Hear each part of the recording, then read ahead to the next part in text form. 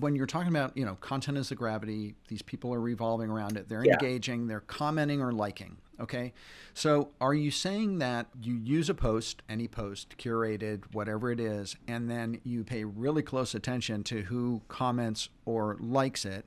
You register their names or profiles and you ping them individually. That you only really start with the satellites you have gathered around your gravity of content, right? You don't start by like doing a search for, heads of creative in all these top agencies, and then you're, Yeah. pinging them and sending them a thing or a free audit of their website or something like that. That's not Yes. the way to go about it, because hey, I've been counseling people to do that sort of thing. And so if that is not the way to do it, I am going to stand corrected here, and I'd really love to hear your point of view on it.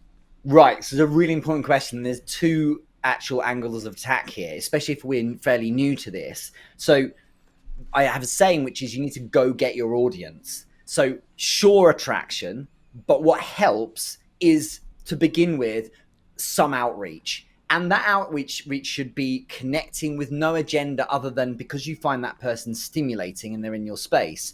Connecting with, the way to look at it is this: imagine connecting with a pitch was illegal, because it should be, because it's pointless. And if you get a deal every 200 attempts, that's just confirmation bias. It's not actually selling. It's you happen to be lucky, like winning the lottery, right? So what we need to do is say, yes, do you know what? I've identified 14 creative directors.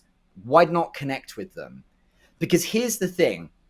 It's a longer play, but this is the approach for that prong. Then I'll cover content. If I connect with someone with a wholesome message based on being curious on what they're doing and saying, showing, not overly being a fanboy, but showing a level of interest, because why wouldn't I? They're in my space, rather than I want to do business, but more than, hey, LinkedIn suggested we should connect. Something that shows you care and I spent mean, more than you could comment on, say, a post that they did or an article they posted, or precisely. something, Precisely. and say, "Hey, I read your article and blah blah blah. This piece of it really stuck out to me. I'd love to hear, if you expand on that, because I was thinking Yeah. about blah." And it's completely more. You're starting a conversation essentially. Yeah, because the thing is, you're not going, "I think you're great." What you're doing is you're commenting on their baby. That's the thing they spend Right. time and love, Right. focus on. So they're going to respond. But here's the beauty of it. When you do that in a connection note, Hmm. so not on the app, but on Okay. the website, because it won't work otherwise. If you do it on the website, you hit connect, it offers to send a note, which is a maximum of 300 characters. That's good. It's concise. You hit yes and write a message, not an email, a connection note. You end up, if they accept, with LinkedIn and its machine saying, okay, there's a conversation happening here. They've decided to connect and they're back and forth. Guess whose content that person sees next? When they log on the next day, LinkedIn says, well, maybe Philip wants to see Richard's content too.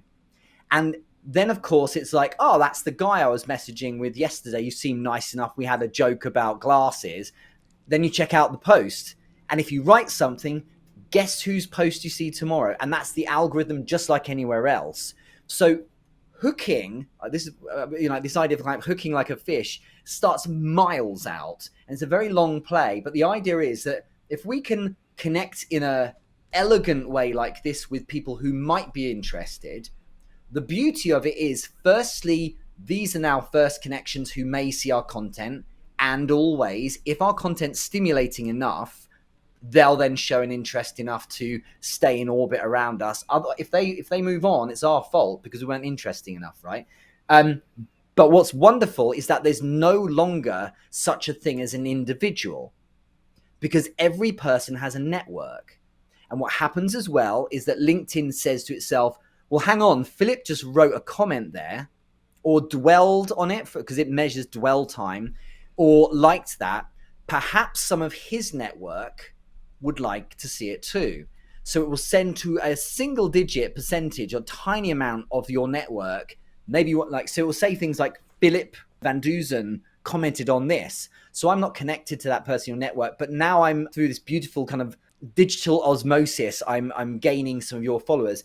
Every person has a network and I can tap into those as well. So that is a very important thing to do. And given it's our professional network, we should make time every day to do 5 of them. 5 is nothing, but in a month, that's huge. That's 100 very focused people.